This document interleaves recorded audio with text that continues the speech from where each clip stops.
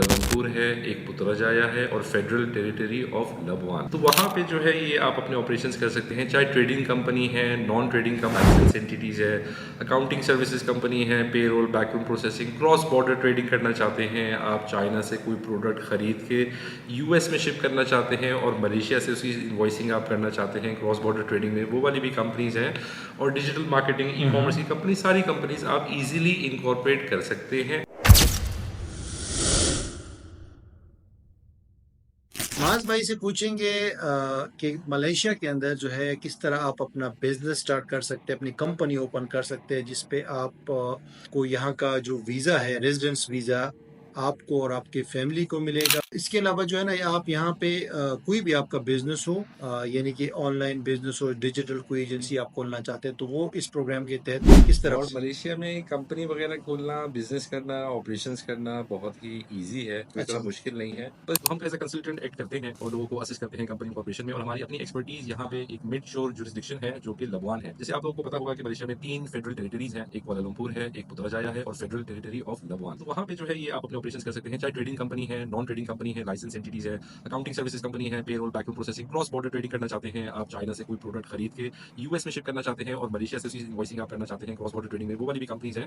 और digital marketing, e commerce की company, सारी कंपनीज आप इजीली इनकॉर्पोरेट कर सकते हैं। अच्छा, सबसे अच्छी बात जो लबवान की जो मुझे लगती है, क्योंकि मैं खुद 15 साल से, कितने साल से ये ऑफशोर इन मामलों में इन्वॉल्व रहा हूँ, उसमें यह है कि यहाँ पे जो कंपनी होती है मेन लैंड कोलालमपुर में, उसमें आपको लाजमी कंपनी खोलना तो बहुत आसान है। उसमें जब आपको अपने ऑपरेशन स्टार्ट करने होते हैं तो उसकी सर्टेन रिक्वायरमेंट्स होती है कि एक तो आपका पेड अप कैपिटल होना चाहिए। पेड अप कैपिटल जो डिटरमिन करते हैं ये लोग, नेचर ऑफ बिजनेस से करते हैं। अगर मैं अपनी इनबाउंड ट्रैवल टूर्स कंपनी खोल रहा हूँ, उसका अलग पेड अप कैपिटल है कि भाई 1 मिलियन रिंगिट होना चाहिए।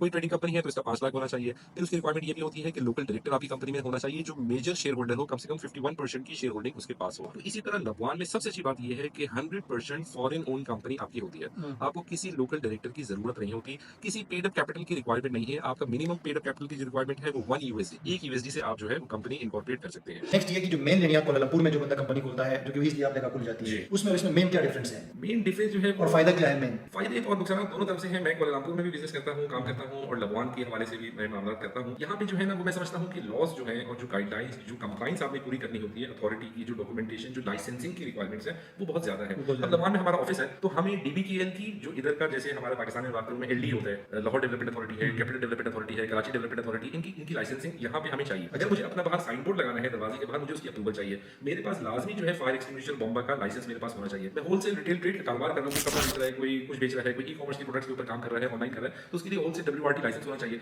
अच्छा, लबवान में ये चीजें करने के लिए किसी लाइसेंस की जरूरत नहीं है, आपकी कंपनी ही आपका लाइसेंस है। ठीक है, तो ये आपको मास भाई जो सबसे मोस्ट इंपॉर्टेंट चीज है इसमें, कॉस्ट कितनी है इसकी? अगर एक बंदा ये कंपनी खोलना चाहता है जिसमें 2 साल का वीजा उनको मिलेगा और यहाँ पे कंपनी रजिस्टर मिल जाएगी, वो बैंक अकाउंट खोल सकते हैं, राइट? जी, तो यहाँ पे रह भी सकते हैं। जी जी। और इसमें लबवान तो एक छोटा सा जजीरा है, लेकिन ये कि वो कोलंबो में भी रह सकते हैं, राइट? कोलंबो में असल में लीगल जो लबवान में जो लोग काम करते हैं और लबवान के वीजास हैं, उनके जो वीजास पे लिखा हुआ होता है, वो लिखा तो ये होता है कि you are permitted to remain in Labuan and West Malaysia. ये सारा वेस्ट मलेशिया है। लेकिन अथॉरिटी ये कहती है जो डायरेक्टर हैं, जो लोग काम कर रहे हैं, वो यहीं पे रहे, लबवान में ही रहे। लेकिन लबवान मलेशिया का हिस्सा, मैंने इस्लामाबाद से वीजा नहीं, इस्लामाबाद में तो रहता हूँ, लेकिन मैं कराची में भी आके रह सकता हूँ, लाहौर भी जा सकता हूँ, इसमें कोई इतनी कोई मसला नहीं है। तो इसकी कॉस्ट क्या है? मतलब इसकी कॉस्ट जो है ना, अगर एक बंदा, अगर मैं बात करूँ आपकी कि आप कंपनी इनकॉर्पोरेट करते हैं, आप अपना फिजिकल ऑफिस लेते हैं जिसमें साइन बोर्ड वगैरह लगा हुआ है, आपका सारी चीजें हैं, बिजली पानी इंटरनेट, 6 महीने का आपने दफ्तर ले लिया, आपने वीजा की फीस दी है, आपने 2 साल की लबवान को एडवांस फीस दी थी वीजा की, तो ये टोटल अगर मैं एक बंदे की कॉस्टिंग बताऊं तो तकरीबन 9000 से 10000 डॉलर आ जाती है। US dollar? जी जी, यूएस डॉलर। लबवान में यूएस डॉलर में ये सारी चीजें होती जी है। जी। अच्छा, तो 9000 डॉलर के अंदर जो है ना, रेंट वगैरह भी ऑफिस का शामिल होता है? जी जी, ऑफिस का रेंट। अच्छा, ऑफिस का रेंट हो गया, वीजा की फीस हो गई, कंपनी की फीस हो गई, और क्या क्या फीस है? बस 1 साल की फीस होती है। आप समझे, आपकी कंपनी खोल के ये पैसे देके आपका दफ्तर हो गया, आपका वीजा हो गया। अब नेक्स्ट ईयर जो है ना, आपने कंपनी का रिन्यूअल पे करना होता है,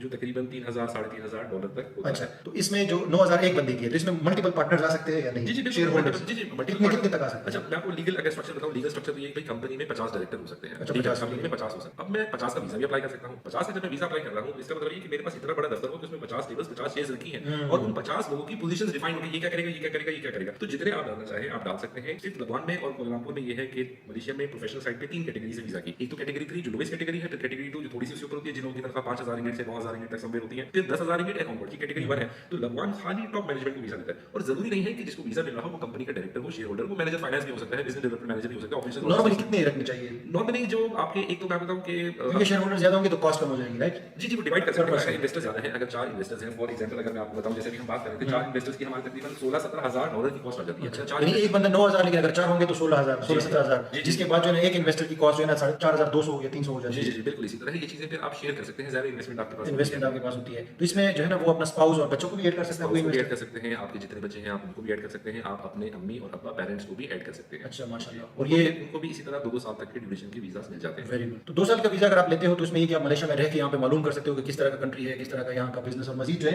अपॉर्चुनिटीज़ ढूँढ के उस हिसाब से वो कर सकते हो। आपके ख्याल में किसके लिए ये वीज़ा बेस्ट है? किस कैटेगरी के लोगों के लिए? हर कैटेगरी के जो बिजनेसमैन हैं, ज़्यादातर आईटी के टॉप प्रोफेशनल्स, भाई आप अपनी कंपनी करना चाहते हैं, बहुत अलग-अलग किस्म के लोग होते हैं। आप ई-कॉमर्स कर रहे हैं, आप डिजिटल मार्केटिंग के बिज़नेस में हैं, आप क्रॉस बॉर्डर ट्रेडिंग के बिज़नेस में हैं, नॉर्मल तिजारत के बिज़नेस में हैं, आप इसको करके एक्सप्लोर कर सकते हैं। उसकी वजह ये है कि मलेशिया बड़ा ही स्ट्रेटेजिक लोकेशन पे है। आसियान के 10 ममालिक हैं, वियतनाम है, ब्रुनाई, इंडोनेशिया और सिंगापुर हो गए, ये सारे जितने ममालिक हैं, फिलीपींस, लाओस वगैरह। तो ये 6 करोड़ 80 लाख, तकरीबन 7 करोड़ के करीब की टारगेट बिज़नेस कम्युनिटी बनती है। और इसमें यहाँ से बहुत ईज़ी एक्सेस है, और मलेशिया वैसे ही माशाल्लाह जो है ना बहुत ही सादगी वाला मुल्क है। बहुत आपको वज़ीर-ए-आज़म जो है वो मस्जिद में मिलते हैं, डिप्टी प्राइम मिनिस्टर्स मस्जिद में मिल जाते हैं, मिनिस्टर्स वगैरह, बिल्कुल सादगी है। और अगर इंफ्रास्ट्रक्चर डेवलपमेंट देखी जाए तो ऑस्ट्रेलिया से मैं समझता हूँ कि कम नहीं है।